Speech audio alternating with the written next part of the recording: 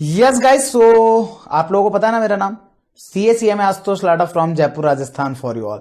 So guys, एक बार फिर से स्वागत है पार्ट बी में आप लोगों का लाटा प्रोफेशनल एकेडमी के प्लेटफॉर्म पर, जहां पर कॉस्टिंग आसान है। तो आइए दोस्तों, अब हम फटाफट से देख लेते हैं हमारा नेक्स्ट क्वेश्चन लास्ट पार्ट में। दैट मीन्स पार्ट ए में मैंने आप लोगों को कराया था क्वेश्चन नंबर 8 तक के सभी क्वेश्चन हम लोगों ने करे थे, जहां पर मैंने आपको बताया भी था कि इंस्टीट्यूट से क्वेश्चन को बनाने में थोड़ी बहुत गलती हुई थी। एंड अलोंग विद दैट अब हम लोग स्टार्ट करने जा रहे हैं नेक्स्ट क्वेश्चन, जो कि रहेगा क्वेश्चन नंबर 9। और दोस्तों, आप लोग देख पा रहे हैं ये जो क्वेश्चन है ये जनवरी 2023 का 10 मार्क्स का क्वेश्चन है। और जनवरी 2023 दैट मीन्स वो एग्जामिनेशन जहां पर दिसंबर 2019 के बाद ऑफलाइन एग्जाम कंडक्ट किया गया। दिसंबर 2019 के बाद या तो इंस्टीट्यूट ने एग्जाम ही नहीं लिए ड्यू टू कोविड, या लिए तो ऑनलाइन मोड पर एग्जाम लिए। तो दैट मीन्स पूरे 2022 के 2 अटेम्प्ट, 21 के 2 अटेम्प्ट, 22 के भी 2 अटेम्प्ट और 23 के अंदर जाकर के, दैट मीन्स कहीं ना कहीं 5 अटेम्प्ट की बात कर रहा हूं।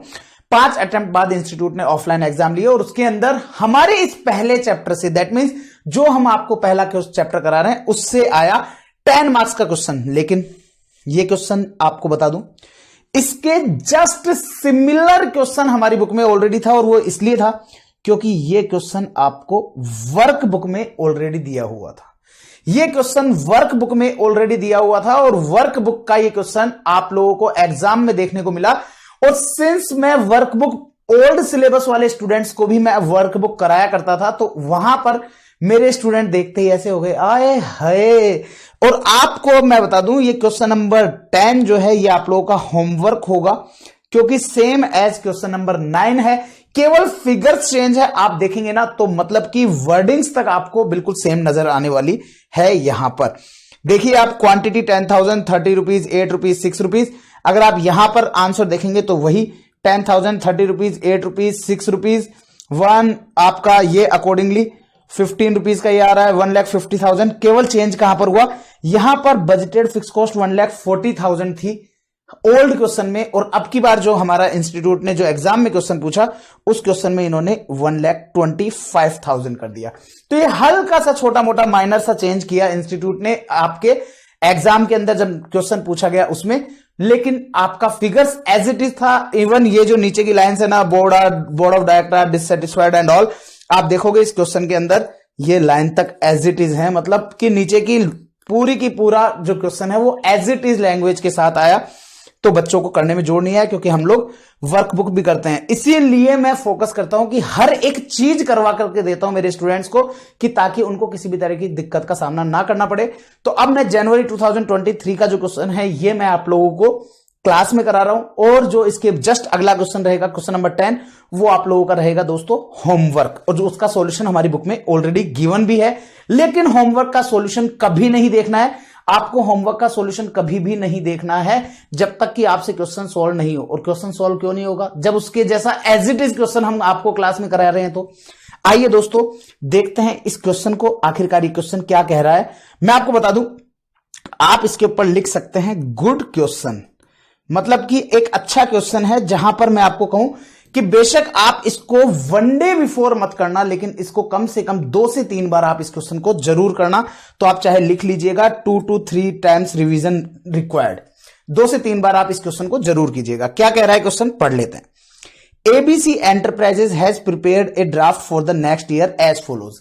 एक कोई कंपनी है एबीसी लिमिटेड, उसने अपना ड्राफ्ट बनाया है नेक्स्ट ईयर को लेकर के। क्या कहता है कि नेक्स्ट ईयर में 10,000 यूनिट्स की क्वांटिटी सोल्ड आउट करूंगा, सेलिंग प्राइस रखूंगा 30, वेरिएबल कॉस्ट पर यूनिट जो है वो डायरेक्ट मेटेरियल की रखूंगा 8, डायरेक्ट लेबर की रखूंगा 6, वेरिएबल ओवरहेड जो है ये आपको 3 आवर्स मल्टीप्लाई बाय 1। तो फिर यहां पर 2 कैसे आएगा, यहां तो 3 आना चाहिए था। नहीं, मैं आपको बता दूं दोस्तों, यहां पर 2 बिल्कुल करेक्ट है। क्यों, क्योंकि आप देखोगे यहां पर सेलिंग प्राइस थी 30, 8 + 6 कितना हुआ सर 14, 14 और 2, 14 और 2 मिलाया तो 16, तो 30 में से 16 लेस होगा तो 14 ही आता है।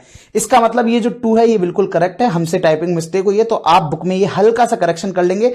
यहां पर जो आवर्स आपको 3 आवर्स दिया हुआ है ना, इसको 2 आवर्स कर लेंगे। और किस्मत देखो, कोइंसिडेंस देखो कि जो ऑलरेडी हमारे बुक में क्वेश्चन था उसमें भी ये 2 आवर्स ही था। बस अंतर है तो ये कि पहले ये यहां पर डिटेल दे रखी थी लेबर की, बस हमारे को यहां पर ये रेट भी निकालनी पड़ेगी आपको जाकर के। क्यों? क्योंकि आप देखोगे यहां पर डायरेक्ट लेबर सीधा दे रखा है 6 रुपए का है, लेकिन हमको यहां पर यह समझना पड़ेगा कि भैया 2 घंटे लग रहे हैं। अब 2 घंटे के अगर 6 रुपए मिल रहे हैं तो इसका मतलब लेबर की रेट जो है वो 3 रुपए प्रति घंटा, दैट मीन्स ₹3 पर आवर है। ये हमको वहां पर कैलकुलेट करनी पड़ेगी। ठीक है, चलिए। तो कंट्रीब्यूशन आ रहा है ₹14 और 10,000 यूनिट सोल्ड करोगे तो बजटेड कंट्रीब्यूशन 14 मल्टीप्लाई बाय 10,000 1,40,000। इसमें से फिक्स कॉस्ट लेस कर दोगे 1,25,000 तो बजटेड प्रॉफिट बच जाएगा 15,000 रुपए। क्वेश्चन का कहना है the board of director are dissatisfied with this budget. आहा, मतलब कि इतनी मुश्किल से तो बेचारा कोई बजट बनाए, उसके बाद में बोर्ड ऑफ डायरेक्टर्स क्या गए, मजा नहीं आ रहा इस बजट को देख के, तो फिर क्या चाहते हैं, तो वो कहते हैं एंड आस्क वर्किंग पार्टी, और वो वर्किंग पार्टी को कहते हैं to come up with alternate budget, कोई ऑल्टरनेट बजट के साथ आओ हमारे पास, और क्या करो उसमें with higher target profit figure. ये जो आपने 15,000 का प्रॉफिट का बजट बनाया ना, इतूसे से काम नहीं चलता है, थोड़ा ज्यादा बढ़ा करके लेके आओ। तो ठीक है साहब, बढ़ा के लेके आते हैं। The working party report back with the following suggestion. अब वर्किंग पार्टी को उन्होंने कहा, आप देख रहे हो, मतलब क्वेश्चन को अगर आप होले होले पढ़ते हो ना तो क्वेश्चन आसान बनता चला जाता है। आप बिल्कुल एक एक लाइन को पढ़ोगे, एक एक लाइन को जब आप समझोगे, उनको माइंड में आप उसका ट्रांसलेट करके माइंड में बैठाओगे ना तो बहुत आसान लगेगा। कि बोर्ड ऑफ डायरेक्टर डिससैटिस्फाइड था, उसने वर्किंग पार्टी को कहा कि भैया हम आपके इस बजट से सेटिस्फाई नहीं है, कोई ऑल्टरनेट बजट लेके आओ जिसमें जो टारगेट प्रॉफिट है वो थोड़ा बढ़ा के लेके आओ। तो वर्किंग पार्टी ने वापस से रिपोर्ट बैक किया विद फॉलोइंग सजेशन, कुछ सजेशंस के साथ, क्या that will lead to budgeted profit 25,000 के साथ। मैं आपको कुछ सजेशन दूंगा, अगर आपने उन सजेशंस को मान लिया तो आपका जो प्रॉफिट 15,000 रुपए था, 15,000 था, उसकी जगह 25,000 आ जाएगा। ओके, क्या करना है, उन्होंने बोर्ड ऑफ डायरेक्टर ने पूछा क्या करना है, तो उन्होंने कहा the company should spend ₹30,000 on advertisement. उन्होंने कहा जी हमारी कंपनी को एडवर्टीजमेंट पर 30,000 रुपीज खर्च करने पड़ेंगे। मुझे मेरा पहला प्रश्न आप लोगों से यह है, क्या ये एडवर्टीजमेंट का जो खर्चा है, क्या ये वेरिएबल कॉस्ट है कि फिक्स्ड कॉस्ट है? आंसर है सर, ये फिक्स्ड कॉस्ट है। क्यों? क्योंकि एडवर्टीजमेंट करने से बेशक हमारी सेल्स बढ़ती है, बेशक हमारी सेल्स बढ़ती है, लेकिन इनका प्रोडक्शन, या मैं यूं कहूं किसी पर्टिकुलर प्रोडक्ट पर नहीं है कि हां जी 10,000 यूनिट बेच रहे थे तो 30,000, 20,000 यूनिट बेचेंगे तो 60,000, ऐसा नहीं है। तो that means advertisement is a fix cost. तो इसका मतलब क्या हुआ, इसका मतलब यह है बेशक हम 25,000 कमा लेंगे, लेकिन जो हमारे को एडवर्टीजमेंट करना पड़ेगा, और ऑब्वियस सी बात है अगर आप एडवर्टीजमेंट करेंगे तो ये जो 1,25,000 है ना, ये क्या है, फिक्स्ड कॉस्ट। तो आपको ये इंक्रीज करनी पड़ेगी विद एडवर्टीजमेंट। तो 30,000 का आप एडवर्टीजमेंट करोगे तो आपकी जो रिवाइज्ड फिक्स कॉस्ट है वो 1,55,000 आ जाएगी। आई होप ये वाला पॉइंट क्लियर हो गया होगा। एडवर्टीजमेंट करना पड़ेगा, तो इसका मतलब जो पहले बजट बनाया था तब एडवर्टीजमेंट का कोई जिक्र नहीं था, अब एडवर्टीजमेंट का भी जिक्र आ गया, दैट मीन्स हमारी फिक्स कॉस्ट बढ़ेगी। ठीक है, आगे चलो। And set the selling price up to 32, और क्वेश्चन कहता है जो रिवाइज्ड होगा उसके अंदर हम सेलिंग प्राइस सेट करेंगे 30 की जगह 32, 2 रुपए से हमारी सेलिंग प्राइस भी बढ़ाएंगे। ठीक है, ओके, बढ़ा लो। It is expected that the sales volume will also rise, और इससे पता चलता है कि हमारी जो सेल्स वॉल्यूम है ना वो भी राइज हो जाएगी, क्योंकि हमने इतना इन्वेस्टमेंट किया है एडवर्टीजमेंट पर, तो डेफिनेटली उसके रिजल्ट्स आएंगे। In spite of the price rise, चाहे इन स्पाइट का अर्थ होता है के बावजूद, मतलब कि आपने चाहे प्राइस बढ़ाई हो लेकिन उसके बावजूद भी आपकी सेल्स जो है वो वॉल्यूम इंक्रीज होगी, और वो हो जाएगी आपकी 12,000 यूनिट्स। इसका मतलब 10,000 की जगह 12,000 यूनिट्स आप बेच पाओगे। तो क्वेश्चन ने कहा in order to achieve the extra production capacity, अगर आपको एक्स्ट्रा प्रोडक्शन कैपेसिटी अचीव करनी है, however the workforce must be able to reduce the time taken to make each unit। अब ऑब्वियस ही बात है, अगर आपको 10,000 की जगह 12,000 यूनिट्स बनानी है तो डेफिनेटली आपके वर्कर्स को ज्यादा काम करना पड़ेगा, ज्यादा समय, या तो ज्यादा समय देना पड़ेगा या कम समय में जल्दी यूनिट बनानी पड़ेगी। दैट मीन्स जहां पहले एक चीज, लेट्स सपोज से मैं कैलकुलेटर बनाता हूं, अगर मैं 10,000 कैलकुलेटर बनाता हूं, एक कैलकुलेटर को बनाने में 1 घंटा लगता है, 1 आवर लगता है, तो 10,000 को बनाने में कितना लगेगा, 10,000 आवर्स। लेकिन क्वेश्चन का कहना है कि मुझे अब 12,000 बनाने हैं, तो अब 12,000 के लिए तो मुझे 1 घंटा अगर लगेगा तो 12,000 आवर्स चाहिए, है ही नहीं साहब, इतने तो आवर्स ही अवेलेबल नहीं है। तो क्वेश्चन ने कहा कि आपको क्या करना पड़ेगा, must be able to reduce होना चाहिए time taken to make each unit, हर एक यूनिट को बनाने के लिए लगने वाला जो टाइम है वो रिड्यूस किया जाना चाहिए ऑफ दिस प्रोडक्ट।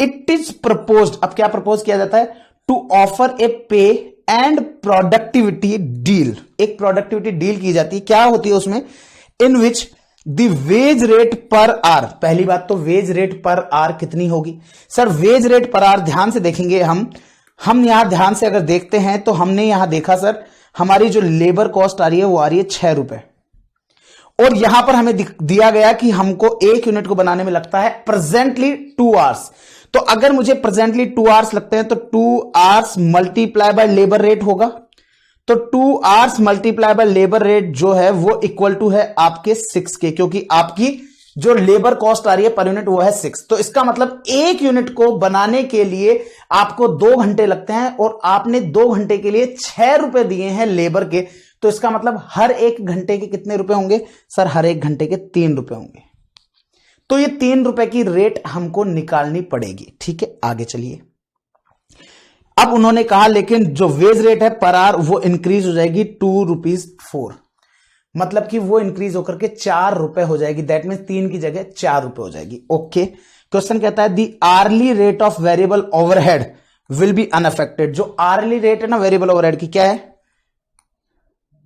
1 रुपीज, जो आर्ली रेट है वो 1 रुपीज है, वो अनअफेक्टेड रहेगी, दैट मीन्स वो पहले भी 1 रुपए थी अब भी 1 रुपया ही रहेगी। ओके, क्वेश्चन ने कहा असर्टेन कीजिए target labour time required to achieve target profit, target profit को अचीव करने के लिए कितना टारगेट टाइम चाहिएगा वो आप हमें कैलकुलेट करके बताइए।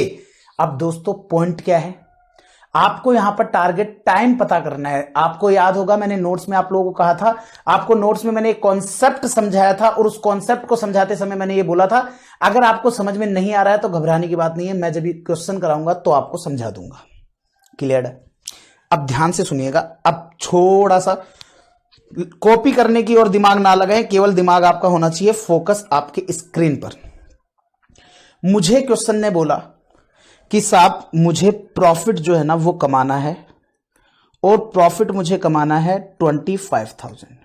ओके, मेरा क्वेश्चन आप लोगों से है, मैंने आप लोगों को लास्ट लेक्चर में भी बताया था कि जो आपका कंट्रीब्यूशन है ना वो कैलकुलेट होता है 2 तरीके से, एक आप सेल्स में से वेरिएबल कॉस्ट लेस कर दोगे तो भी आएगा, दूसरा आप अगर फिक्स कॉस्ट को और प्रॉफिट को ऐड कर दोगे तो भी आपका कंट्रीब्यूशन आ जाएगा।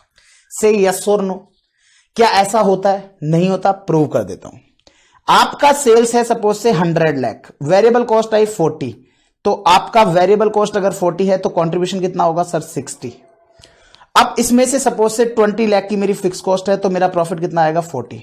मेरा पहला फॉर्मूला बनता है 100 में से 40 लेस करूंगा तो भी 60 आएगा, और 20 में अगर मैं 40 ऐड कर दूंगा तो भी मेरा फॉर्मूला 60 आएगा। इसका मतलब यह है कि मेरा यह फॉर्मूला भी बिल्कुल करेक्ट है। क्लियर है? अगर ये मेरा फॉर्मूला क्लियर है तो मुझे अब एक चीज आप लोगों से पूछनी है, फिक्स्ड कॉस्ट कितनी है सर? 1,25,000। मैंने कहा गलत जवाब, 1,25,000 तो आपकी प्रीवियस जो बजट दिया था उसमें थी, तो आपकी रिवाइज्ड फिक्स कॉस्ट जो होगी वो होगी एडवर्टीजमेंट को मिला करके, तो वो 30,000 का एडवर्टीजमेंट जो आपने किया वो भी ऐड हो जाएगा, तो आपकी फिक्स कॉस्ट होगी 1,55,000 और जो रिवाइज्ड टारगेट प्रॉफिट है वो है आपका 25,000। तो इसका मतलब हमारे को कंट्रीब्यूशन कितना कमा लेना है 1,80,000। अब मेरा पॉइंट आप लोगों से है, ध्यान से सुनिएगा, आप लोगों के पास 1,80,000 रुपए का कंट्रीब्यूशन आना है। आपको पता है सेल्स में से वेरिएबल कॉस्ट लेस करता हूं तो मेरे पास कंट्रीब्यूशन आता है। मेरे पास कंट्रीब्यूशन है, आंसर है यस सर, 1,80,000 का कंट्रीब्यूशन आपके पास आ चुका है। मेरा नेक्स्ट क्वेश्चन आपसे है, क्या वेरिएबल कॉस्ट मेरे को पता है? आंसर है नो सर, नहीं पता। कई बार बच्चा बोल देता है नहीं सर पता है ना, पर यूनिट पता है और आप उसको टोटल नंबर ऑफ यूनिट से मल्टीप्लाई कर दो। मैंने कहा मुझे पर यूनिट नहीं पता। क्वेश्चन बच्चा कई बार बोल देता है सर कैसी बातें कर रहे हो, क्यों झूठ बोलते हो, आपको नहीं पता। ऐसे तो आप कह दोगे कुछ भी कि एससीएम जैसा कोई सब्जेक्ट ही नहीं है, ऐसा थोड़ी होता है। मैंने कहा, बच्चा बोलता देखो सर ये दे रखी 8 रुपए मटेरियल की, 6 रुपए लेबर की, 2 रुपए वेरिएबल ओवरहेड की। मैंने कहा ध्यान से सुन मेरा बच्चा, मेरे को यहां पर ये 6 रुपए ही आएगा ये नहीं पता। क्यों नहीं पता? क्योंकि मेरी लेबर कॉस्ट पर यूनिट जो है वो कैलकुलेट होती है labour hours per unit multiply by labour rate. मेरे पास रिवाइज्ड लेबर रेट जो है वो 4 रुपए पर आवर है, मेरे को पता है, लेकिन मेरा लेबर आवर्स कितना होगा ये मुझे नहीं पता है। अब ये मुझे नहीं पता है तो इसका मतलब क्या है, मुझे ये कैलकुलेट करना है। अब पॉइंट आता है अगेन नेक्स्ट। अब मेरे पास नेक्स्ट पॉइंट क्या आता है कि सर अगर आपको ये पता करना है तो कैसे आएगा फिर? मैंने कहा देखो जी, मेरे को इतना पता है कि मेरी जो सेल्स है ना वो आएगी 32 रुपीज पर यूनिट और मैं इसमें बेचूंगा 12,000 यूनिट्स। तो मेरे को इतना पता है कि मेरे पास टोटल सेल्स मेरे पास आ जाएगी। बेशक मेरे को वेरिएबल कॉस्ट नहीं पता, लेकिन मुझे एक चीज बताओ, अगर मुझे यह पता है कि 32 की रेट में मैं 12,000 बेचूंगा तो इससे मेरे पास सेल्स आएगी जो कि होगी 3,84,000 की। तो सेल्स है, इसमें से वेरिएबल कॉस्ट लेस कर दूंगा तो कंट्रीब्यूशन आएगा और वो कंट्रीब्यूशन आएगा 1,80,000।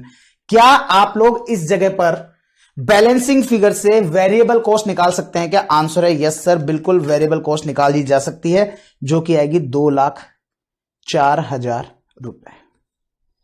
अब मुझे एक और नेक्स्ट क्वेश्चन आप लोगों से है, सर क्या? 2,04,000 की वेरिएबल कॉस्ट है। अब इस 2,04,000 की वेरिएबल कॉस्ट में से आपका कुछ हिस्सा मटेरियल का है, कुछ हिस्सा लेबर का है, तो कुछ हिस्सा आपका वेरिएबल ओवरहेड का भी है। मुझे मटेरियल का तो मुझे जरूर पता है, क्वेश्चन ने कहा था material at the rate 8 rupees है। अब मुझे एक चीज बताओ, अगर मटेरियल 8 रुपीज का एक यूनिट आता है, क्या मटेरियल के बारे में कोई भी किसी भी तरह का चेंज बोला है? आंसर है नो सर, किसी भी तरह का कोई भी चेंज इंस्टीट्यूट ने नहीं बताया है। तो मटेरियल पर अगर किसी भी तरह का चेंज नहीं बताया तो क्या मैं मटेरियल की कॉस्ट निकाल सकता हूं क्या? आंसर है यस सर, मैं निकाल सकता हूं। अब नेक्स्ट पॉइंट क्या आता है, सर यहां पर मटेरियल की कॉस्ट कितनी आएगी? 8 रुपए पर यूनिट है तो भैया 12,000 यूनिट्स पर ये आ जाएगी 96,000। अब इस केस में मुझे इतना जरूर पता चल चुका है कि आपका यहां पर 96,000 रुपीज तो हो गया मटेरियल। लेबर कितनी है मुझे नहीं पता, मुझे वेरिएबल ओवरहेड कितना है मुझे नहीं पता, लेकिन मुझे इतना जरूर पता चल जाएगा कि 2,04,000 की मेरी टोटल वेरिएबल कॉस्ट है, उसमें से 96,000 जो है वो मेरी केवल मटेरियल की है। तो अगर 96,000 मेरी मटेरियल की है तो इन दोनों का जो टोटल है वो मेरे पास 1,08,000 रुपए आएगा। कितना आएगा दोस्तों? 1,08,000 रुपए इनका टोटल आएगा। अब मुझे यह नहीं पता कि इनका टोटल कैसे आएगा, तो मुझे अब यह चीज अगर मुझे पता चल गई तो उसके बाद मेरे लिए इस क्वेश्चन को सॉल्व करना बेहद आसान हो जाएगा। आइए दोस्तों, इन सारी चीजों के साथ मैं आप लोगों को इस क्वेश्चन को स्टार्ट करवाता हूं। अब हम लोगों को इसको किस तरह से प्रेजेंट करना है, किस तरह से सारी चीजें हैं, वो मैं आप लोगों के सामने रखता हूं। सबसे पहला देखो क्वेश्चन नंबर कौन सा है, ये क्वेश्चन नंबर रहेगा 9 आई गेस। क्वेश्चन नंबर 9 ही है ना, एक बार चेक कर लेते हैं। यस सर, क्वेश्चन नंबर 9 है। जनवरी 2023 एग्जाम का 10 मार्क्स का क्वेश्चन है और सबसे बड़ी चीज क्वेश्चन 2A ही था। एमसीक्यू के बाद जस्ट पहला क्वेश्चन यही आया था। अब ध्यान से सुनो, इस जगह पर मुझे क्या क्या चीज रखनी है, आपको यहां पर क्या मानना है, ध्यान से सुनना। अगर मेरे को यहां पर लेबर आवर्स एग्जिस्टिंग बजट के हिसाब से कितना लगेगा वो मुझे दे रखा है 2 hours per unit. Since labour hours, अब इसमें यहां पर एक चीज ध्यान रखिएगा, ये लिखने की जरूरत नहीं है। लेबर रेट आपको दे रखी है कि रिवाइज्ड में लेबर रेट कितनी आएगी, 4 रुपए आएगी। एग्जिस्टिंग की मेरे को जरूरत भी नहीं है, 4 रुपए एग्जिस्टिंग आएगी ये मेरे को पता है। तो 4 रुपए मेरी एग्जिस्टिंग आएगी ये मेरे को पता है। तो कैसे होगा ये क्वेश्चन, अब आप ध्यान से सुनिएगा। इस क्वेश्चन को करने के डिफरेंट तरीके हो सकते हैं। मैं आपको बता रहा हूं, इस क्वेश्चन को करने के डिफरेंट तरीके हो सकते हैं। सबसे पहला चीज मुझे इस क्वेश्चन में क्या जानना है सर, मुझे इस क्वेश्चन में जानना है कि आखिरकार मुझे कितनी यूनिट्स बना, मतलब कि टारगेट लेबर आवर्स मेरा क्या होगा। तो मेरे को इसका मतलब क्या है, मेरे को यह नहीं पता कि एक यूनिट को बनाने के लिए टारगेट लेबर आवर क्या होगा। तो लेट सपोज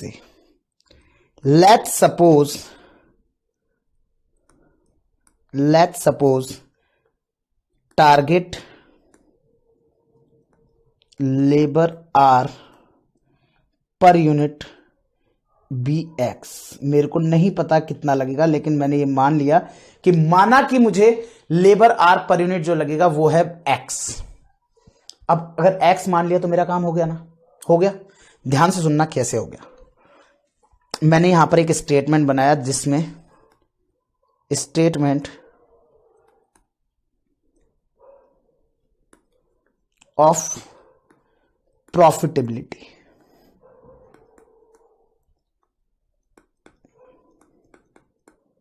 ध्यान से सुनना, मेरे पास क्या सेल्स है, आप इस जगह पर क्या करेंगे, पर्टिकुलर्स वर्किंग एंड रुपीज। इसमें सबसे पहला मैं क्या करूंगा, मैंने यहां पर लिखा जी सेल्स।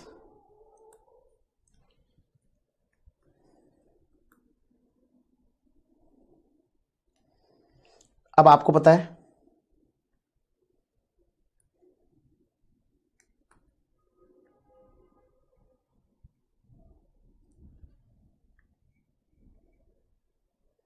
सेल्स, ध्यान से सुनिएगा, मेरे पास जो टारगेट वर्किंग के हिसाब से मेरी सेल्स क्या है सर, 12,000 यूनिट्स, और एक यूनिट आप बेचेंगे एट द रेट 32 में।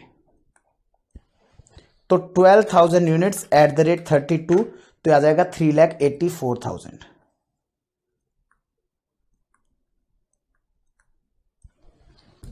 Done, yes sir. इसमें से अगर आप लेस कर देते हो वेरिएबल कॉस्ट, सेल्स में से वेरिएबल कॉस्ट लेस करते हो, तो अब वेरिएबल कॉस्ट में क्या है, सबसे पहला है आपके पास डायरेक्ट मटेरियल। डायरेक्ट मटेरियल कितना होगा सर, डेफिनेटली डायरेक्ट मटेरियल हो जाएगा एट द रेट ₹8। तो 12,000 यूनिट्स पर एट द रेट ₹8 है, तो वो हो जाएगा आपका 96,000। अब आइएगा, थोड़ा सा ध्यान से सुनना है, मेरे पास अब आता है डायरेक्ट लेबर। एक यूनिट को बनाने के लिए देखो, टोटल मैं बना रहा हूं 12,000 यूनिट्स। एक यूनिट को बनाने के लिए लगने वाले आर्स हैं एक्स आर्स, और मेरे को जो लेबर रेट देनी है वो देनी है एक आर के लिए ₹4। तो ध्यान से सुनना, अगर मेरे को 12,000 यूनिट्स पर बनानी है, 12,000 क्या है यूनिट्स, एक यूनिट को बनाने के लिए एक्स आर्स लगते हैं, तो 12,000 यूनिट्स को बनाने के लिए 12,000 एक्स, और अगर मैं उसको 4 से मल्टीप्लाई कर देता हूं तो 12,000 मल्टीप्लाई बाय 4, तो ये आ जाएगा आपका 48,000 एक्स। 48,000 एक्स। इसके मैं दो अलग अलग अप्रोच से क्वेश्चन सॉल्व कराऊंगा, आप दोनों में से कोई सा भी कर सकते हो, आपको अलाउड है, ठीक है। देन इसके बाद में आता है वेरिएबल ओवरहेड। वेरिएबल ओवरहेड भी अगेन 12,000 यूनिट्स है, एक यूनिट को बनाने में एक्स आर्स लगते हैं, तो आपको 12,000 यूनिट्स को बनाने में 12,000 आर्स लगेंगे, 12,000 एक्स आर्स लगेंगे, और एक आर की जो रेट है वो है ₹1। आप चाहो तो ₹1 और ₹4 के आगे लिख सकते हो, ₹4 पर आर, ₹1 पर आर। तो अकॉर्डिंगली ये कितना हो जाएगा सर, ये हो जाएगा 12,000 एक्स। तो अगर मैं इस सेल्स में से, अगर मैं सेल्स में से वेरिएबल कॉस्ट लेस कर देता हूं दोस्तों, तो मेरे पास क्या आ जाएगा सर, मेरे पास आ जाएगा, सॉरी, मेरे पास आ जाएगा कंट्रीब्यूशन। मेरे पास आ जाएगा कंट्रीब्यूशन। कंट्रीब्यूशन कितना आ जाएगा सर, 3,84,000, इसमें से माइनस कर दिया 96,000, तो आएगा 2,88,000। अब समस्या क्या है सर, 2,88,000 में से ये माइनस कैसे करें, मैंने कहा कोई बात नहीं, नहीं कर सकते तो आप इसको ऐसे तो लिख सकते हो, 2,88,000 माइनस कितना होगा सर, 48,000 लेबर और 12,000 की वेरिएबल ओवरहेड, दोनों को कंबाइन कर दें तो 60,000 को माइनस करना है। तो 60,000 को माइनस करना है, तो आप लिख दीजिए 2,88,000 माइनस 60,000 एक्स, माइनस 60,000 एक्स। अब आपको पता है कंट्रीब्यूशन में से अगर आप अपनी फिक्स्ड कॉस्ट को लेस कर देते हैं, कंट्रीब्यूशन में से अगर आप फिक्स्ड कॉस्ट को लेस कर देते हैं तो आपका प्रॉफिट आना है। अब यहां पर फिक्स्ड कॉस्ट जो है वो क्या है, एग्जिस्टिंग तो हमारे को क्वेश्चन ने ऑलरेडी दे रखी थी कि एग्जिस्टिंग जो बजट है उसके हिसाब से आपकी जो फिक्स्ड कॉस्ट है वो होनी चाहिए 1,25,000। लेकिन क्वेश्चन ने ये कहा कि जो रिवाइज्ड बजट आप बना रहे हो उसमें हमको एडवर्टीजमेंट भी करना पड़ेगा। तो एडवर्टीजमेंट भी करना पड़ेगा, तो हमारा एडवर्टीजमेंट को भी हम लोग लेस कर देंगे, और एडवर्टीजमेंट लेस कर देंगे हम लोग 30,000। और ऐसा सब कुछ लेस कर देने से दोस्तों हमारे पास आ जाएगा प्रॉफिट, और वो प्रॉफिट कितना आएगा मुझे नहीं पता, लेकिन मैं इस कैलकुलेशन को अगर मैं करता हूं तो मेरे पास आएगा प्रॉफिट, और मेरा टारगेट केवल एक है, ये जो प्रॉफिट आएगा ना, this profit should be equal to our target profit. और ये कितना आ रहा है, मुझे लेस करना है 1,25,000 और 30,000 माइनस का, तो दैट मीन्स 125 और 30 155,000 लेस करने हैं, तो 2,88,000 2,88,000 में से जब मैं 1,55,000 लेस करूंगा तो मेरे पास आ जाएगा 1,33,000 माइनस 60,000 एक्स। ये 60,000 एक्स कंटिन्यूएशन में चलता रहेगा। मैं आपको बता दूं मैं इसका ऑल्टरनेटिव भी करवाऊंगा, नो वरी अबाउट दैट। मैं इसका ऑल्टरनेटिव भी कराऊंगा और मैं यही कहूंगा कि आप उसका ऑल्टरनेटिव वाला अप्रोच ही फॉलो करो, वो आपके लिए ज्यादा बेटर रहेगी। कैसे बताऊंगा अभी आप लोग सुनेंगे। तो ये आ गया प्रॉफिट। अब आपको पता है profit calculated above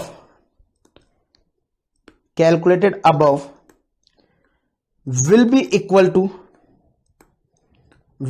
equal to our target profit। जो ऊपर प्रॉफिट कैलकुलेट किया है वो अपने टारगेट प्रॉफिट के इक्वल होना चाहिए। Will be equal to our target profit which is rupees, और वो कितना रुपए है, विच इज रुपीज 25,000, 25,000 रुपए है।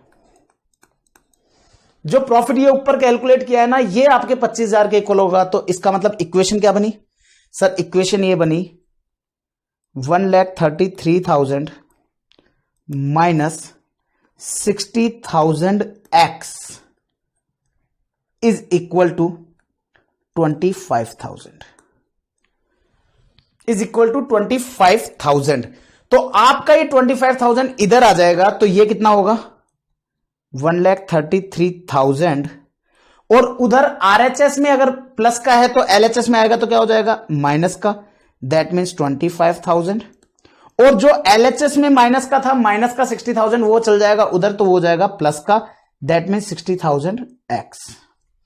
अब हम इसको जब सॉल्व करेंगे तो हम पाएंगे कि ये आपका आ गया है 1,08,000, और 1,08,000 will be equal to 60,000 X के। अगर आपको समझ में नहीं आ रही है ना कैलकुलेशन, घबराने का नहीं, अभी एक ऑल्टरनेटिव अप्रोच भी कराऊंगा आपको, और आप उस ऑल्टरनेटिव अप्रोच को ही फॉलो कर सकते हैं, कहीं कोई दिक्कत नहीं है, एक नंबर भी नहीं कटेगा। तो 1,08,000 इज इक्वल टू हो जाएगा 60,000 एक्स के। तो एक एक्स बराबर कितना होगा आपका 1,08,000 डिवाइडेड बाय 60,000। 1,08,000 में जब आप 60,000 का डिवाइड लगाएंगे तो आपके पास आ जाएगा 1.8, और आपको पता है एक्स क्या था, आर्स पर यूनिट, तो 1.8 आर्स पर यूनिट हो जाएंगे। अगर मैं टोटल टारगेट आर्स की बात करूं तो मेरे टोटल टारगेट आर्स जो हैं वो मेरे हो जाएंगे 1.8 मल्टीप्लाई बाय 12,000 यूनिट्स, तो ये हो जाएगा आपका 21,600 घंटे। ये लीजिए। तो आपको क्वेश्चन ने क्या पूछा था, क्वेश्चन ने आपसे जो पूछा था वो उसका आंसर मैंने नहीं दिया, क्योंकि नया क्वेश्चन था। मैंने इसका सॉल्यूशन आप लोगों के सामने ही सॉल्व किया है, पहली बार मैंने इसको बिना सॉल्व करे आप लोगों के सामने ले आया था। तो आपके पास यहां पर आएगा 21,600 आवर्स, और यहां पर आएगा पर यूनिट आवर्स जो रहेंगे वो रहेंगे 1.8 आवर्स। तो आप यहां पर फिल इन द ब्लैंक्स को फिल कर लेंगे 21,600 hours and per unit 1.8 hours. Question ने पूछा था असरटेन कीजिए target labour time required to achieve target profit. Target profit को अचीव करने के लिए आपका टारगेट लेबर आर कितना रहेगा वो आपको बताना है। पहला तरीका तो ये है, ठीक है। दूसरा तरीका ऑल्टरनेटिव। अब ऑल्टरनेटिव जो है ना,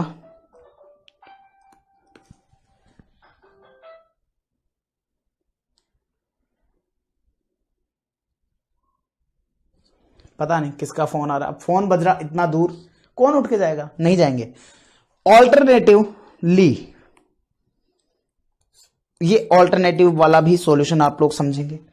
मैंने, आप ध्यान से देखेंगे, मैंने यहां पर क्या किया, मैंने यहां पर आर्स को एक्स मानते हुए सिंपल मार्जिनल कॉस्टिंग के हिसाब से एक स्टेटमेंट बना दिया प्रॉफिटेबिलिटी का, जिसमें मैंने क्या किया, सेल्स में से वेरिएबल कॉस्ट लेस करी। अब वेरिएबल कॉस्ट में मटेरियल तो था, लेबर का पता नहीं था, तो उसको एक्स मान के सॉल्व करता रहा। लेकिन ये कैलकुलेशन थोड़ी क्या है ना, टिपिकल हो जाती है। ये कैलकुलेशन थोड़ी टिपिकल कैसे हो जाती है अभी बताता हूं, क्योंकि अब इसका जो ऑल्टरनेटिव कराऊंगा ना वो आपके लिए बहुत आसान लगेगा। तो मैंने आप लोगों को टिपिकल इसलिए कराया कि एक बार इसको इस तरीके से भी, अगर, क्योंकि क्या होता है ना, अगर किसी बच्चे को ज्यादा दिमाग नहीं लगाने का ना, तो वो ये वाला तरीका को फॉलो कर सकता है। सेल्स में से वेरिएबल कॉस्ट लेस किया, कंट्रीब्यूशन आया, कंट्रीब्यूशन में फिक्स कॉस्ट लेस किया, आपके पास प्रॉफिट आ गया। लेकिन दूसरा तरीका इसके जस्ट अपोजिट है, वो स्टार्ट होगा प्रॉफिट से। वो स्टार्ट कैसे होगा, प्रॉफिट से। कैसे, ऑल्टरनेटिवली। ऑल्टरनेटिवली हम लोग यहां पर क्या कैलकुलेट करेंगे, कंट्रीब्यूशन इज इक्वल टू होता है आपका फिक्स्ड कॉस्ट प्लस प्रॉफिट के। आपका जो कंट्रीब्यूशन है वो इक्वल टू होता है फिक्स कॉस्ट प्लस प्रॉफिट के। क्लियर है। अब आप यहां पर देखेंगे fixed cost is equal to existing कितनी थी, 1,25,000 प्लस 30,000 फॉर एडवर्टीजमेंट। 30,000 एडवर्टीजमेंट। कौन है भाई, वाह, इतनी दूर से क्या मेरा वॉच पकड़ नहीं रही है क्या? अब तो मेरे को जाना ही पड़ेगा। आप लोगों के पास आवाज आ रही होगी ना, just a second guys. Yes guys, sorry, actually call क्या हुआ, मेरे फोन पर फोन आया। अब ऑब्वियस सी बात है, फोन पर फोन नहीं आएगा तो क्या आएगा। तो फोन पर जब फोन आया तो वो वॉच पर रिफ्लेक्ट किया, मैंने यहां से उसको म्यूट कर दिया। फोन दूसरे कैबिन में रखा था, ऑब्वियसली मेरे पास नहीं था, तो दूसरे कैबिन में जब फोन रखा था तो मैंने यहां से म्यूट कर दिया, मेरा काम हो गया। लेकिन बच्चा बड़ा समझदार है, बच्चे ने क्या किया कि नॉर्मल कॉल पर तो सर उठाते नहीं है ना, कोई बात नहीं, सर का वेटिंग पे जाएगा ना सर का यहां से, तो ये सर ने यहां से म्यूट कर दिया, बच्चे ने यहां से व्हाट्सएप पे कॉल मिला दिया। अब व्हाट्सएप का कॉल यहां से म्यूट नहीं होता मेरा, तो ये फीचर नहीं देता वन प्लस, तो उन्होंने नहीं किया। अब ये इसलिए बताने के लिए कि मेरे पास वन प्लस की वॉच भी है, ठीक है, वन प्लस का ही फोन है, वन प्लस की वॉच है ना, ऐसी बात है। चलो जी, तो मेरा कहने का मतलब यहां पर जो आपकी फिक्स कॉस्ट है वो कितनी हो गई सर, 125 प्लस 30, 1,55,000 की आपकी फिक्स कॉस्ट हो गई। टारगेट प्रॉफिट कितना है, हो गया। तो मुझे एक चीज बताओ, अगर आपके पास टारगेट प्रॉफिट है, अगर आपके पास फिक्स्ड कॉस्ट है, तो क्या मेरा टारगेट कंट्रीब्यूशन आ जाएगा क्या, कि टारगेट कंट्रीब्यूशन जो है वो मेरे पास आ जाएगा क्या? आंसर है यस सर, टारगेट कंट्रीब्यूशन आ जाएगा। और टारगेट कंट्रीब्यूशन कितना आया सर, 1,55,000 की तो आपकी है fix cost, plus target profit है आपका 25,000 का, तो आपका टारगेटेड कंट्रीब्यूशन जो रहेगा वो होगा 1,80,000 का। अब मेरा क्वेश्चन आप लोगों से है, आपके पास टारगेट कंट्रीब्यूशन है, आपको पता है सेल्स में से अगर मैं वेरिएबल कॉस्ट को लेस कर देता हूं तो मेरे पास आता है कंट्रीब्यूशन। सेल्स में से अगर मैं वेरिएबल कॉस्ट को लेस कर देता हूं तो मेरे पास आता है कंट्रीब्यूशन। ध्यान से सुनना, सेल्स में से वेरिएबल कॉस्ट को लेस करने से आता है कंट्रीब्यूशन। तो क्या सेल्स में से कंट्रीब्यूशन को लेस करने से वेरिएबल कॉस्ट आ सकता है? आंसर है यस। कुछ लोग मैथमेटिकल थोड़े से ऊपर नीचे होता है ना, तो उनको समझाता हूं। अरे भैया, अगर 100 में से 40 लेस करूंगा तो 60 आता है, तो 100 में से अगर मैं 60 लेस करूंगा तो 40 भी तो आएगा। तो ऐसा फॉर्मूला है, ठीक है। तो अब मुझे एक चीज बताओ, मेरे पास टारगेट कंट्रीब्यूशन है, तो अगर मेरे पास टारगेट कंट्रीब्यूशन है तो क्या मेरे पास यहां से टारगेट वेरिएबल कॉस्ट निकाल सकता हूं क्या? टारगेट वेरिएबल कॉस्ट, और वो कैसे आएगी? टारगेट वेरिएबल कॉस्ट आएगी मेरे पास सेल्स में से टारगेट कंट्रीब्यूशन को माइनस कर देने से। सेल्स में से टारगेट कंट्रीब्यूशन को अगर मैं माइनस कर देता हूं तो मेरे पास टारगेट वेरिएबल कॉस्ट आ जाएगी। तो सेल्स मेरी कितनी होगी सर? टोटल सेल्स जो है वो आपकी होगी 12,000 यूनिट्स 32 की रेट से। 12,000 यूनिट्स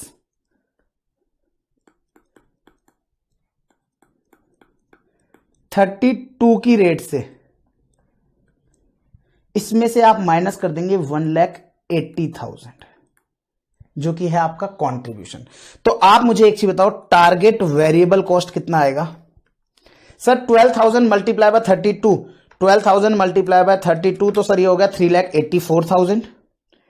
3,84,000 की सेल्स में से अगर आप अपना वेरिएबल कॉस्ट कंट्रीब्यूशन 1,80,000 लेस कर देते हो तो आपके पास टारगेट वेरिएबल कॉस्ट आ जाएगी जो कि होगी 2,04,000। क्लियर है? अब इसका मतलब क्या हुआ? इसका मतलब बड़ा सिंपल है सर। आपके पास टारगेट वेरिएबल कॉस्ट है और टारगेट वेरिएबल कॉस्ट क्या होती है? Target variable cost will B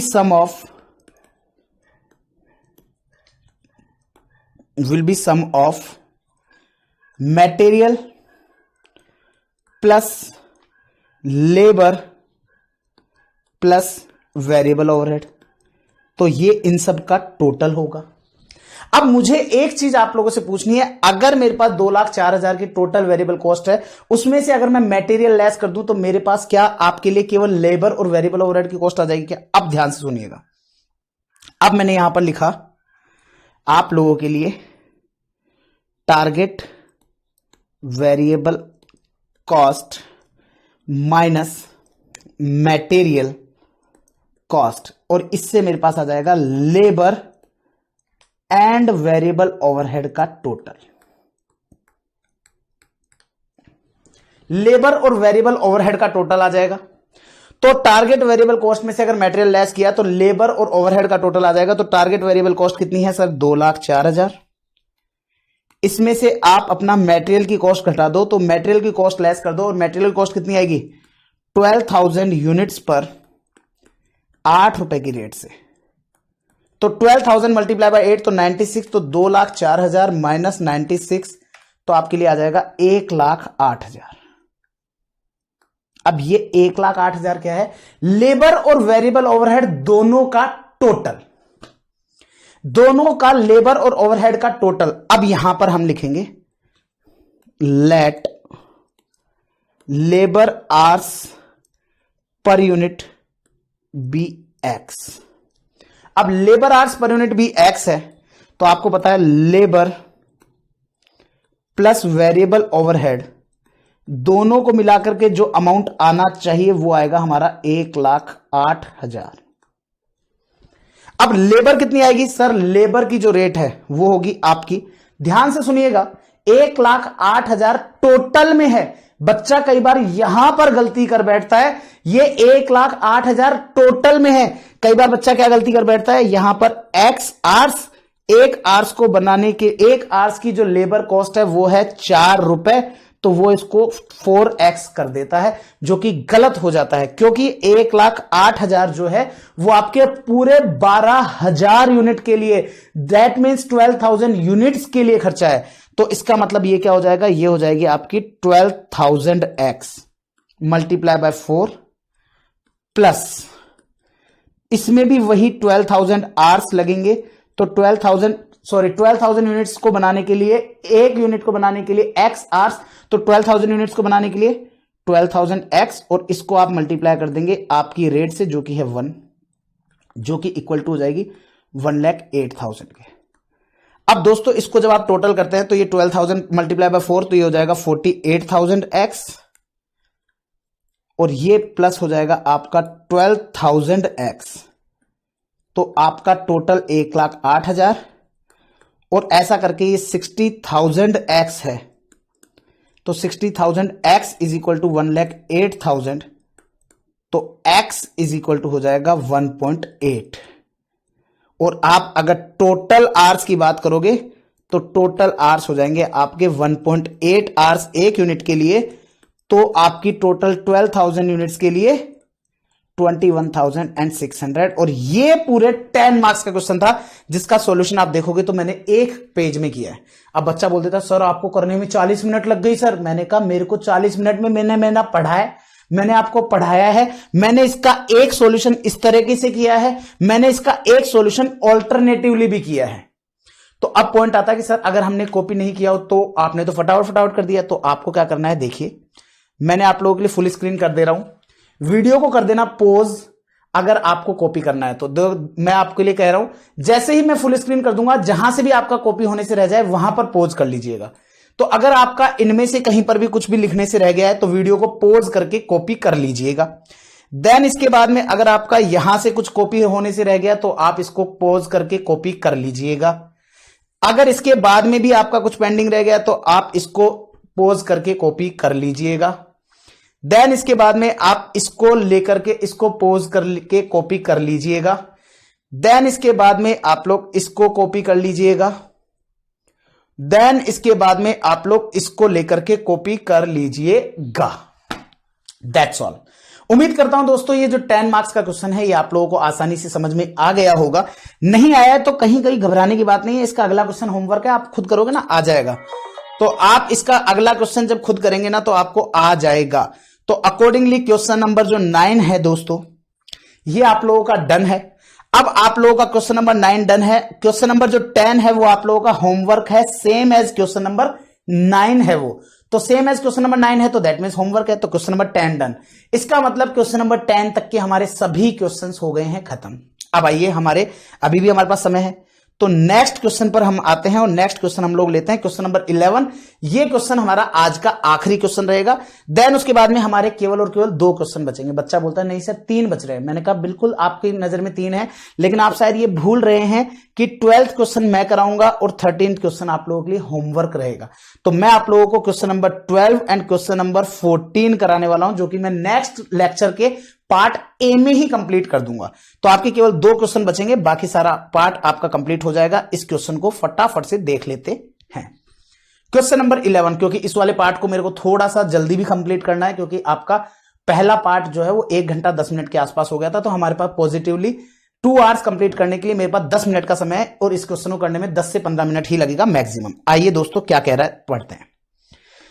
question number 11 new study material में है, लेकिन मैंने आपको बताया न्यू स्टडी मटेरियल में है, न्यूली इंसर्टेड नहीं लिखा है। इसका मतलब ये पहले ओल्ड सिलेबस में भी था, चाहे वो ओल्ड सिलेबस के अंदर, चाहे स्टडी मटेरियल में हो, चाहे वर्कबुक में हो, चाहे पास्ट एग्जाम पेपर में हो, कहीं पे भी हो सकता है।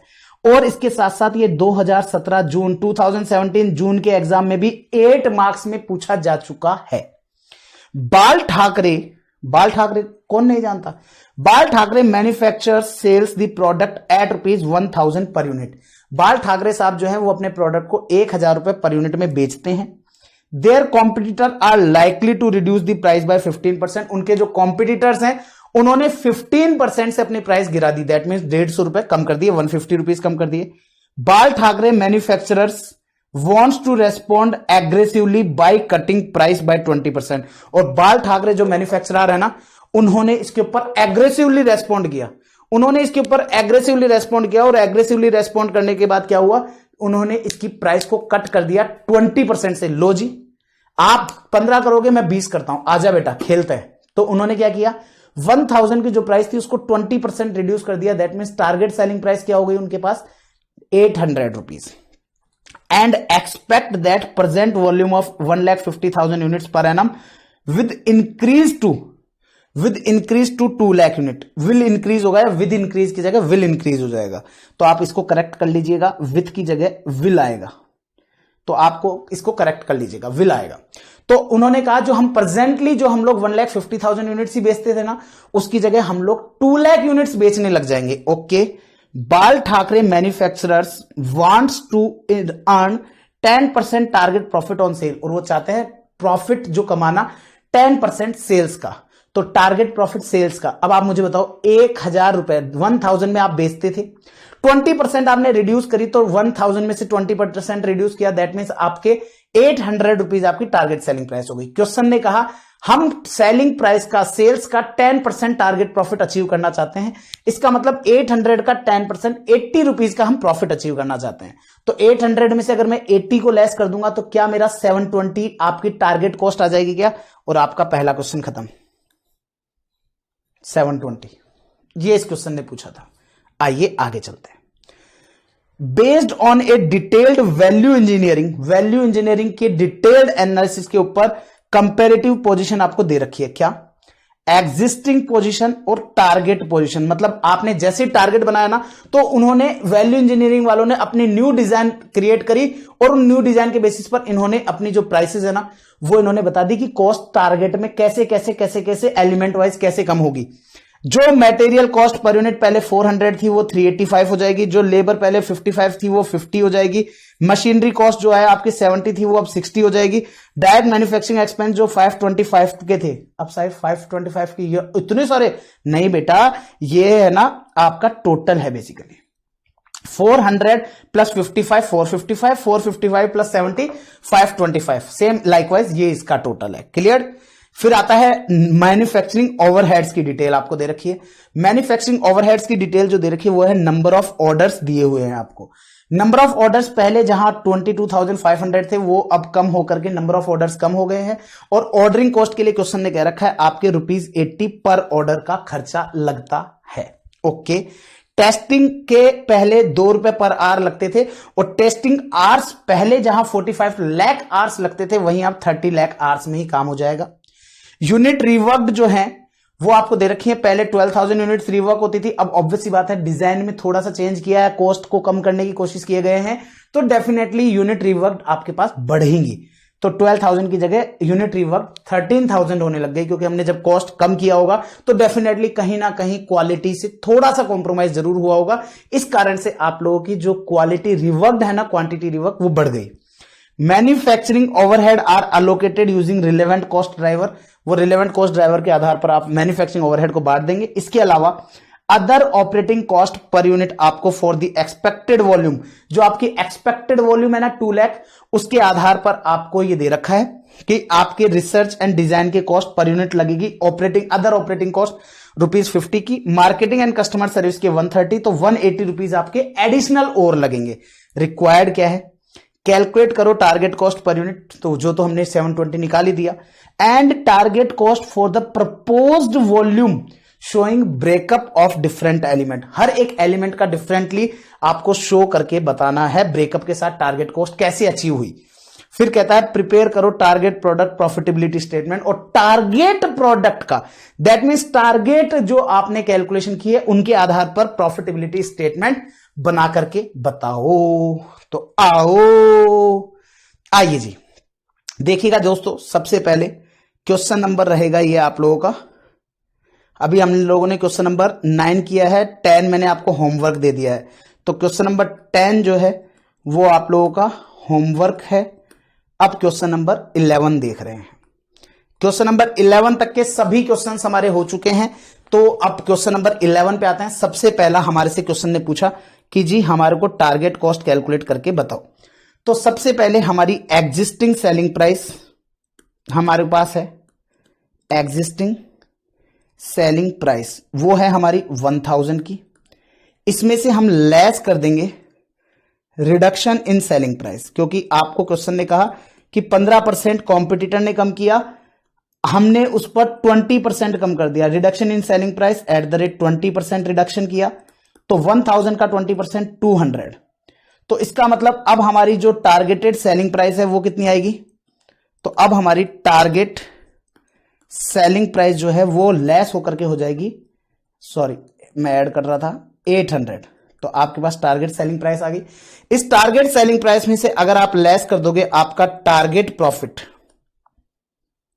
इसमें आप लेस कर दोगे टारगेट प्रॉफिट जो कि है at the rate 10% of selling price, तो 10% ऑफ सेलिंग प्राइस 80 हो जाएगा। तो आपके लिए यहां पर जो है टारगेट कॉस्ट आ जाएगी, टारगेट कॉस्ट। और टारगेट कॉस्ट कितनी आ जाएगी सर? 720 की टारगेट कॉस्ट आ जाएगी। से यस और नो, क्लियर और नॉट? आपके पास टारगेट कॉस्ट आ जाएगी, यस और नो? Yes sir. क्वेश्चन ने कहा इसकी डिटेल्ड डिस्क्रिप्शन भी दो कि ये 720 अचीव हुआ कि नहीं हुआ टारगेट के हिसाब से, और कैसे हुआ हर एक एलिमेंट वाइज बताओ। ठीक है साहब, बता देते हैं। आइए साहब, अब हम लोग एक स्टेटमेंट बनाते हैं, स्टेटमेंट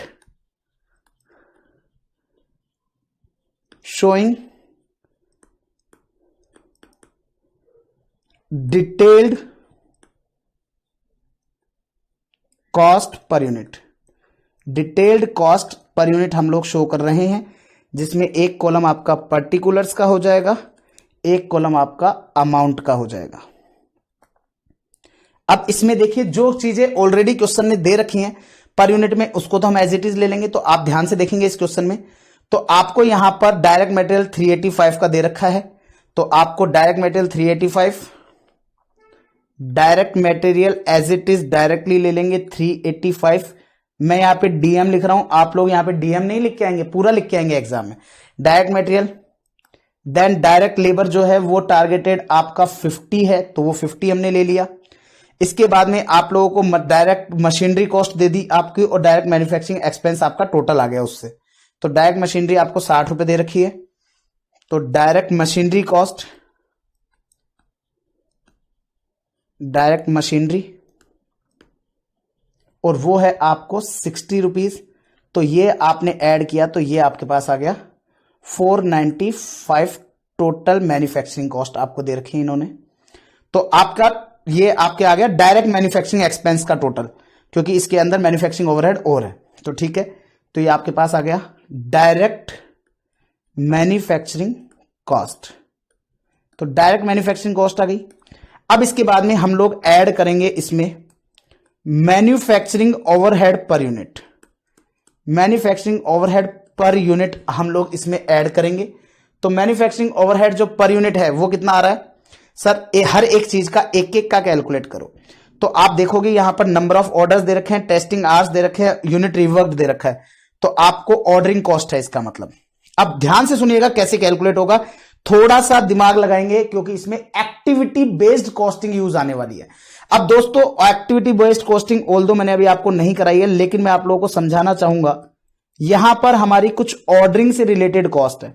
क्वेश्चन का कहना है ऑर्डरिंग कॉस्ट जो है एक ऑर्डर के लिए 80 रुपए लगते हैं, और क्वेश्चन ने कहा कि हम लोग आपका 21250 के नंबर ऑफ ऑर्डर्स 21250 देंगे अगर हमें 2 लाख यूनिट्स को सोल्ड आउट करना है उसके रिगार्ड में।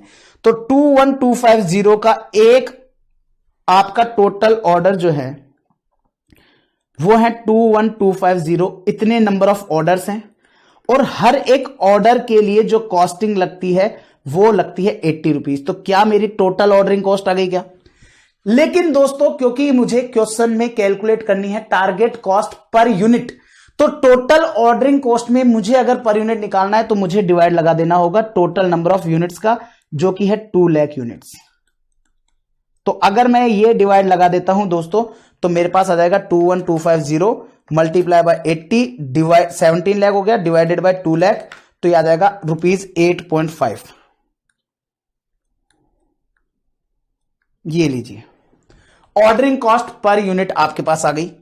इसके बाद नेक्स्ट क्वेश्चन, नेक्स्ट जो पॉइंट है वो है हमारा आपके लिए टेस्टिंग आवर्स 30 लाख 2 रुपीज के हिसाब से। तो इसका मतलब टेस्टिंग कॉस्ट आ जाएगी आपकी, टेस्टिंग कॉस्ट। अब आप देखेंगे हमने टोटल टेस्टिंग आवर्स जो लगाए हैं वो लगाए हैं 30 लाख आवर्स, और एक आवर्स के लिए हम जो रेट पे कर रहे हैं वो रेट कितनी है हमारी? वो रेट है सर हमारी 2 रुपीज पर आवर। ठीक है साहब, 2 रुपीज। तो अगर मैं आपको 30 लाख आवर्स के लिए हर एक आवर्स के लिए 2 रुपए दे रहा हूं, तो दैट मीन्स पूरे सारे 2 लाख यूनिट के लिए कितने दिए? 60 लाख। तो एक यूनिट के लिए कैसे आएगा सर? 2 लाख यूनिट का डिवाइड लगा देंगे हम लोग।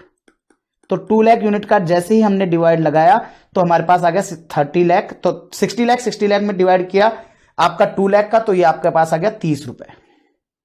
ये आपके पास आ गया 30 रुपीज। टेस्टिंग भी हो गई। अब आ जाइए हमारे पास रिवर्क कॉस्ट पर।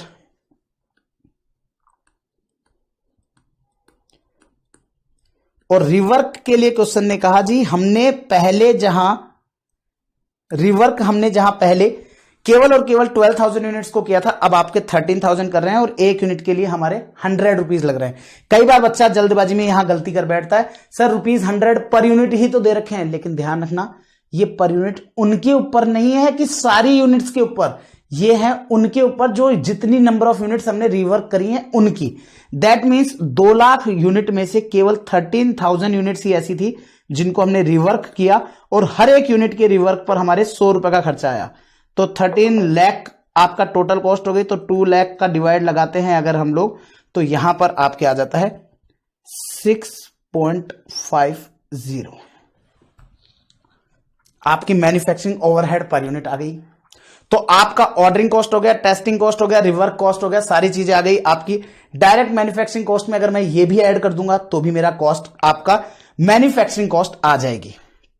तो जैसे ही मैं इसका टोटल कर देता हूं दोस्तों, तो ये आ जाएगा मेरे पास मैन्युफैक्चरिंग कॉस्ट, और मैन्युफैक्चरिंग जो कॉस्ट है वो मेरी कितनी आ जाएगी? मैन्युफैक्चरिंग कॉस्ट मेरे पास मैन्युफैक्चरिंग कॉस्ट आ जाएगी जी 495 प्लस 8.5 प्लस 30 प्लस 6.5, तो आ जाएगी 540 की। सर क्या सारी कॉस्ट आ गई? मैंने कहा नहीं बाबा ना, अभी रुको, आप देखोगे 540 तक का सारा कॉस्ट आ गया मैन्युफैक्चरिंग का, लेकिन अदर ऑपरेटिंग कॉस्ट बाकी है जो कि है ये 30 एंड 150। तो रिसर्च एंड डिजाइन की और मार्केटिंग एंड कस्टमर की 50 एंड 130, इसमें आप ऐड कर देंगे other operating cost. Other operating cost आप लेस करेंगे, जिसमें आपके पास सबसे पहले आ गया रिसर्च एंड डिजाइनिंग की। रिसर्च एंड डिजाइनिंग का है जो कि है आई थिंक 50 रुपीज है, 50 एंड 130, तो ये है आपका 50, और कस्टमर वाला है वो है 130। कस्टमर को क्या बोला है? Marketing and customer. मैं मार्केटिंग एंड कस्टमर को M&C लिख रहा हूं, आप लोग उसको पूरा लिख देंगे। एग्जाम में M&C अलाउड नहीं है, तो जैसे ही आप इन सबको ऐड कर देंगे तो आपके पास आ जाएगी टोटल कॉस्ट, और टोटल कॉस्ट कितनी आ जाएगी? 720, which is equal to your target cost. Target cost, और ये टारगेट कॉस्ट कितना हो जाएगा आपका? 720,720। That's all. पहला पॉइंट डन। क्वेश्चन ने बोला था आप इसका टारगेटिंग कॉस्ट निकालो, टारगेटिंग कॉस्ट के बाद में आप हमारे को यहां पर टारगेट कॉस्ट निकाल करके बताइए। ठीक है, बता देंगे। अब आओ नेक्स्ट। इसके बाद क्वेश्चन ने कहा प्रिपेयर करो टारगेट प्रोडक्ट प्रॉफिटेबिलिटी स्टेटमेंट। एक टारगेट प्रोडक्ट का प्रॉफिटेबिलिटी स्टेटमेंट बताओ। ऑल्दो उसका आंसर मुझे पता है। कैसे पता है? क्योंकि अभी अभी हमने इसका निकाला है। टारगेट प्रोडक्ट 800 का था, उस पर प्रॉफिट कितने का था? 80 रुपीज पर यूनिट, और टोटल यूनिट 2 लाख, तो 160 लाख आएगा। इसका आंसर मुझे पता है, लेकिन इसको प्रेजेंट कैसे करना है वो इसमें एक खेल है। तो आइए दोस्तों क्या करते हैं, इसका सेकंड पार्ट हम लोग करते हैं, और सेकंड पार्ट हमारा रहेगा, टाइम हो चुका है वैसे, लेकिन कोई बात नहीं, 2-5 मिनट ऊपर नीचे। प्रॉफिटेबिलिटी स्टेटमेंट,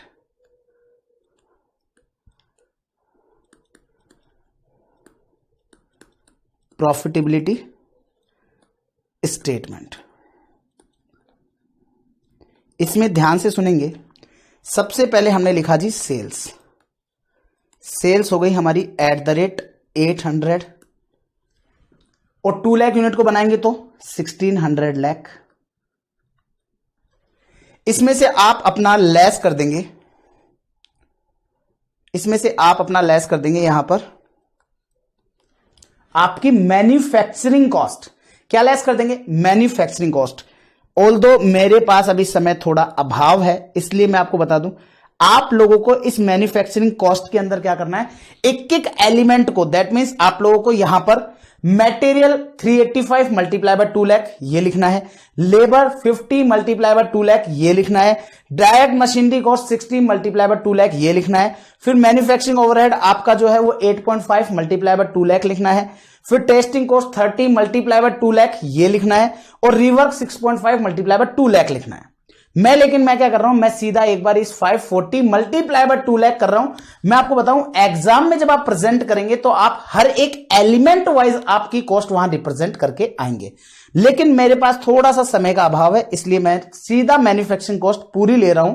आप लोगों को मैं बता दूं, इसमें मैं डायरेक्ट मटेरियल भी लिख के आऊंगा, मैं डायरेक्ट लेबर भी लिख के आऊंगा, डायरेक्ट मशीनरी का जो लगा मेरा वो भी मैं लिख के आऊंगा, और इसके बाद में मैं मेरा मैन्युफैक्चरिंग ओवरहेड जो है उस मैन्युफैक्चरिंग ओवरहेड की मैं हर एक चीज की डिटेल, मैन्युफैक्चरिंग ओवरहेड का ऑर्डरिंग कॉस्ट क्या है वो भी मैं लिख के आऊंगा।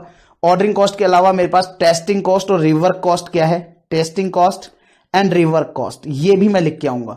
ये सारी डिटेल मैं एक साथ लिख करके, मतलब अलग अलग लिख करके आऊंगा, लेकिन अभी मेरे पास समय का अभाव है, तो ये आपको होमवर्क दिया जा सकता है। आप लोग इसके लिए पर्टिकुलर उतना अकॉर्डिंग स्पेस छोड़ सकते हैं, ठीक है। तो अकॉर्डिंगली, लेकिन इन सबका टोटल जो आएगा वो आएगा 540 पर यूनिट। तो 2 लाख यूनिट के लिए अगर मैं करता हूं तो ये मेरा टोटल पड़ जाएगा 1080 लाख। ये आप एक एक एलिमेंट का अमाउंट कितना आ रहा है वो इनर कॉलम में लिखेंगे, और टोटल जो है वो आप इसको यहां पर लिख देंगे। टोटल आपका ये यहां पर आ जाएगा आउटर कॉलम में, और इनर कॉलम में आप पूरी मैन्युफैक्चरिंग कॉस्ट की एक एक की डिटेल देकर के आएंगे। जैसे ही आप ये लेस कर देंगे दोस्तों, तो आपके पास आ जाएगा ग्रॉस मार्जिन। तो आपके पास आएगा gross margin, that means gross profit जिसे आप बोल सकते हैं। तो ग्रॉस मार्जिन आपके पास आ जाएगा, वो है आपका 520 लाख का। और दोस्तों इस 520 लाख में से अगर आप लेस कर देते हैं other operating cost, other operating cost, और अदर ऑपरेटिंग कॉस्ट में क्या क्या है आप देखेंगे, आपका रिसर्च एंड डिजाइन और आपका मार्केटिंग एंड कस्टमर। तो research and design, marketing and customer, तो रिसर्च एंड डिजाइन के आपको दे रखे हैं 50 रुपीज एक यूनिट के, तो 2 लाख यूनिट का 100 लाख, और 130 रुपीज इसका आ रहा है, तो 2 लाख यूनिट का 260 लाख। तो ये आपका दोनों जैसे ही लेस हो जाएगा तो ये आपका हो जाएगा 360 lakh total other operating cost. और जैसे ही दोस्तों आप यहां पर ग्रॉस मार्जिन में से अदर ऑपरेटिंग कॉस्ट लेस कर देंगे तो आपके पास आ जाएगा आपका टारगेट प्रॉफिट। और ये आपका टारगेट प्रॉफिट जो है वो आ जाएगा कितना, 520 माइनस 360, ये आ जाएगा आपका 160 लाख। That's it. 1 घंटा 2 मिनट का समय आपको इस वाले पार्ट में मैंने लिया है। उम्मीद करता हूं आप लोगों के लिए बिल्कुल क्रिस्टल क्लियर हो गया होगा। इसमें सच इस क्वेश्चन को मैं बोलूं तो ये एग्जाम के 1 दिन पहले तो रिवाइज करने का नहीं है, बट हां एटलीस्ट इसको 2 से 3 बार आप जरूर रिवाइज करेंगे। आप चाहें तो अपनी बुक के ऊपर लिख सकते हैं कि ये क्वेश्चन जो है ये आपका 2 to 3 टाइम्स रिवाइज मांगेगा। 2 to 3 रिवीजन, 2 to 3 रिवीजन, या मैं यूं कहूं कम से कम 2 बार रिवाइज जरूर कर लीजिएगा। 1 to 2 भी आप कर सकते हैं, ठीक है। तो इसी के साथ ये वाला क्वेश्चन भी आपका होता है कंप्लीट। तो इसमें हमने क्या किया, सबसे पहले मैं एक बार क्विकली रिवाइज कर देता हूं। प्रेजेंटली 1,01,000 यूनिट थी। आपका अगर कहीं पर भी मिस हो रहा है तो वीडियो को पॉज कर लेना, आप लोग देख पाएंगे, ठीक है। तो अकॉर्डिंगली सबसे पहले 1000 रुपए था। 1000 में से हमने 20% लेस कर दिया, क्योंकि मार्केट ने 15% कम किया था, हमने 20% कम कर दिया। तो हमने इसके ऊपर कितना रुपए कम किया, हमने यहां पर 20% कम कर दिया, तो दैट मींस 800 रुपीज हो गया। तो आपका 800 रुपीज कम किया तो टारगेट सेलिंग प्राइस 800 आ गया। इसमें से टारगेट प्रॉफिट 10% का लेस किया तो 80 रुपीज कम किया, तो हमारे पास टारगेट कॉस्ट आ गई 720 की। तो अकॉर्डिंगली 720 हमारे पास आ गया। तो फिर उसको हमने, क्वेश्चन ने कहा कि हर एक को डिटेल वाइज एक एक कॉस्ट बताओ। तो मटेरियल, लेबर और direct machinery cost per unit already दी हुई थी, ले ली। मैन्युफैक्चरिंग ओवरहेड जो है उसकी ऑर्डरिंग कॉस्ट हमारे को दे रखी थी कि टोटल नंबर ऑफ ऑर्डर 21250, उसको हमने रेट से मल्टीप्लाई किया ओवरहेड से की रेट से कि हाँ भाई इतने रुपए की रेट है। आपकी एक ऑर्डर की कॉस्ट आपको दे रखी 80, तो नंबर ऑफ ऑर्डर से अगर ऑर्डरिंग कॉस्ट को मल्टीप्लाई किया तो टोटल ऑर्डरिंग कॉस्ट, और उसमें 2 लाख का डिवाइड लगा दिया तो पर यूनिट की कॉस्ट आ गई। सेम इसी तरह से टेस्टिंग कॉस्ट, इसी तरह से रिवर्क कॉस्ट को, तो मैन्युफैक्चरिंग कॉस्ट आ गई। फिर अदर ऑपरेटिंग कॉस्ट आपको जो है वो 50 और 130 क्वेश्चन में ऑलरेडी दिया हुआ था। फिर क्वेश्चन ने बोला प्रॉफिटेबिलिटी स्टेटमेंट बताओ, तो सेल्स एट द रेट 800 हमने लेस कर दिया। इसमें से मैन्युफैक्चरिंग कॉस्ट की एक एक डिटेल हम लोग देंगे। मेरे पास समय का थोड़ा अभाव था तो मैंने इसको आपको एग्रीगेटली यहां पर लिख दिया। आप लोग फिर उसको लेस किया तो ग्रॉस मार्जिन में से अदर ऑपरेटिंग कॉस्ट लेस किया तो टारगेट प्रॉफिट आ गया। That's all. That's all guys. So आज की अगर मैं कवरेज की बात करूं, मतलब कि पार्ट ए और पार्ट बी दोनों के लेक्चर की, तो हमने हमारी जो जर्नी है वो स्टार्ट की थी, if I am not wrong, question number 5 से। क्वेश्चन नंबर 5 से मैंने स्टार्ट किया था आप लोगों के साथ। Question number 5 yes, question number 5 मैंने क्लास में कराया है, 6 मैंने क्लास में कराया है, 7 मैंने आपको होमवर्क दिया है, तो 7 होमवर्क दिया, 8 मैंने क्लास में कराया है, 9 मैंने आपको क्लास में कराया है, 10 आपको होमवर्क दिया है। तो दैट मीन्स आपको क्वेश्चन नंबर 7 जो है वो पार्ट ए में होमवर्क मिला था, एंड क्वेश्चन नंबर 10 जो है वो आपको अभी होमवर्क मिला है पार्ट बी में। तो 7 और 10 होमवर्क है, और 11 तक के क्वेश्चन हमने कंप्लीट किए इस पार्ट में। तो अगर मैं बात करूं तो आप लोगों को, तो हमने आज की इस लेक्चर के अंदर इस दोनों lecture, that means part A और पार्ट बी दोनों को कवर अप करूं, तो हमने स्टार्ट किया क्वेश्चन नंबर 5, 6, 7 होमवर्क, 8 मैंने कराया, 9 मैंने कराया, 10 आपको होमवर्क दिया, और 11 मैंने आपको कराया। तो 2 और 2 4 और 1 5, 5 क्वेश्चन आपको क्लास में कराए गए हैं, 2 क्वेश्चन आपको होमवर्क दिए गए हैं आज के इस लेक्चर में। उम्मीद करता हूं कि आप लोगों को यह क्लियर हो गया होगा। नेक्स्ट लेक्चर का जो नेक्स्ट पार्ट होगा उसमें हम लोग इस चैप्टर को फिनिश कर देंगे। इस चैप्टर के अंदर अभी हमारे केवल 2 क्वेश्चन पेंडिंग है, question number 12 and question number 14। Question number 13 आप लोगों का होमवर्क रहेगा क्योंकि फिगर टू फिगर सेम है। तो 2 क्वेश्चन हमारे को करने हैं, question number 12 and question number 14, और देन उसके बाद में ये पूरा चैप्टर फिनिश हो जाएगा, और आप लोगों का टारगेट कॉस्टिंग एससीएम का ऑफिशियली फर्स्ट चैप्टर पूरा फिनिश हो जाएगा आप लोगों का। तो that's all guys, bye bye, take care, ध्यान रखिएगा आपका और आपके अपनों का, और दिल से क्या, इनहेल, एक्सेल, और दिल से बोलना है कॉस्टिंग आसान है। सो गाइस, कॉस्टिंग आसान। फिर मिलेंगे एक नए लेक्चर के साथ। Till then bye bye, take care, ध्यान रखिएगा आपका और आपके अपनों का, and that's all. This is CACM Ashutosh Lada signing off from this video. And किसी भी तरह का कोई भी डाउट हो, you can ask me any time, because Ashutosh Lada was with you, Ashutosh Lada is with you, and Ashutosh Lada will always remain with you people. Bye bye, tata, bye bye, love you all.